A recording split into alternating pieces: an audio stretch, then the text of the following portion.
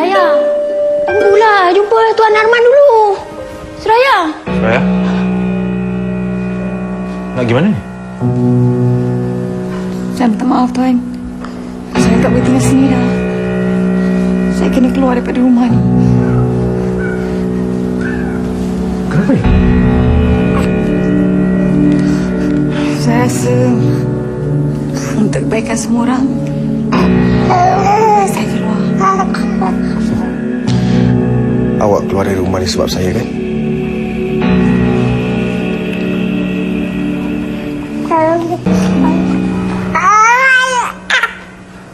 Okey. Awak tak boleh tinggalkan rumah ni, okey? Seraya, awak tak boleh tinggalkan rumah ni. Siapa nak jaga Razif? Okey, sekarang awak ceritakan saya, ke ada siapa-siapa lah orang dalam rumah ni yang cuba nak buat tak baik pada awak dengan Razif macam tu? Tak. Tak, Tuan, bukan macam tu. Habis tu? Saya tak faham lah kenapa semua ni berlaku sekarang. Tuan, saya tahu Tuan percayakan saya.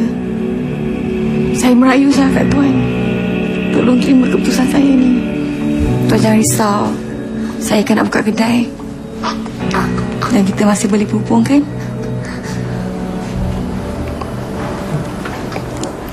Awak dah tingkat? Mila, terima kasih sebab bantu Su selama ni. Su tahu Mila sayang sangat kat Razif. InsyaAllah nanti kita jumpa lagi, kan? Okey, saya ada kondo. Saya nak duduk kat situ. Tuan, tak apalah, Tuan. Cukuplah, Tuan.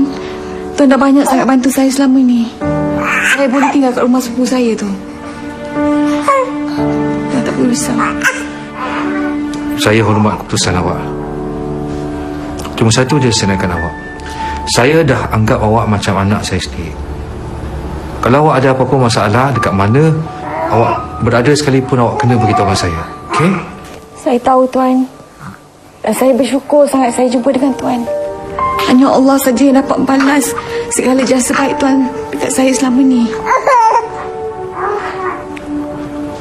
Jadi?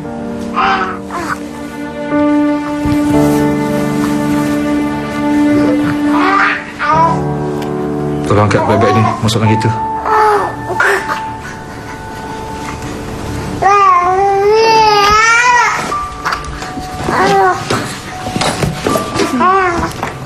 Sayang.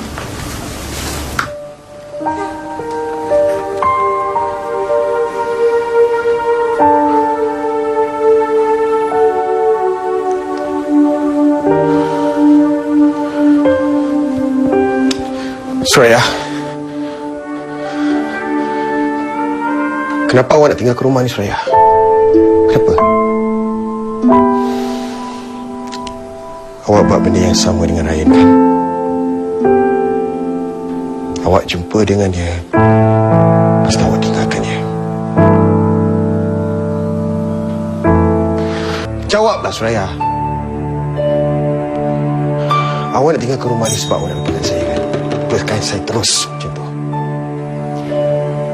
Saya cuma anggap awak sebagai kawan. Tak lebih daripada itu, Rizal.